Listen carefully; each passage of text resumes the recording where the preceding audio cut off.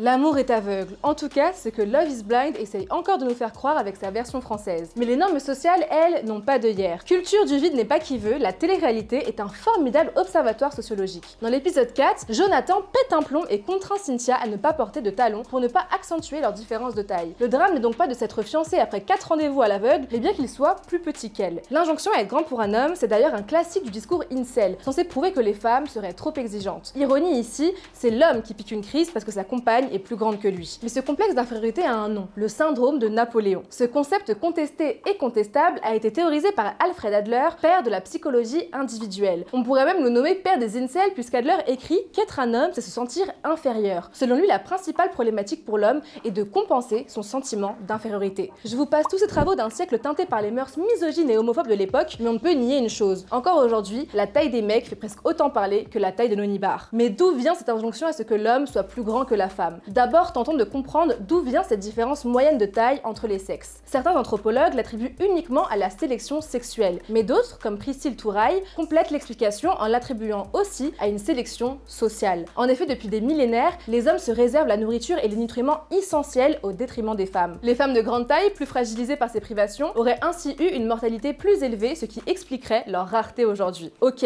mais pourquoi c'est resté un atout séduction ? Bien que le comportement de certains mecs reste encore préhistorique, la sélection naturelle n'est plus en vigueur dans nos sociétés occidentales. Pourtant, notre système fait encore tout pour avantager les hommes de grande taille. Vous connaissez la chanson, l'homme doit incarner la force, la protection, l'autorité. La femme, elle, la fragilité, le soin et la dépendance. La différence de taille dans le couple devient alors une traduction physique de ce rapport de pouvoir que la société veut préserver. Et ces injonctions ont été martelées dans toutes nos représentations. Dans les contes, le prince est toujours plus grand que la princesse. Au cinéma, les acteurs masculins sont souvent filmés de façon à dominer physiquement leur partenaire féminine, même quand ce n'est pas le cas en réalité. Et quand un couple déroge à la règle, la sanction tombe. Moquerie, jugement, le regard des autres peut être difficile à supporter, comme le prouve Jonathan. Oui, à la base, on parlait de lui. La taille devient un capital symbolique et la femme plus grande devient une menace pour l'ordre établi, rappelant que la domination masculine n'a rien de biologique, mais tout d'une performance sociale. Et ce mécanisme ne s'arrête pas à l'intime. Au travail aussi, la taille paye. On appelle ça le hate premium. Les hommes petits sont moins élus, moins promus, moins payés. Les dirigeants, PDG, leaders politiques sont statistiquement plus grands que la moyenne. Non parce que leur taille les rend compétents, mais parce que notre imaginaire projette sur eux la grandeur morale et l'autorité. Certaines études montrent même que cette pression sociale pousse les hommes petits à afficher davantage d'agressivité pour compenser. Super, comme si on avait besoin de ça en plus. Bref, tout ça pour dire que ce n'est pas la taille qui compte. Émancipons-nous du regard des autres et envoyons balader ceux qui nous disent que c'est contre nature alors qu'ils sont boostés aux OGM.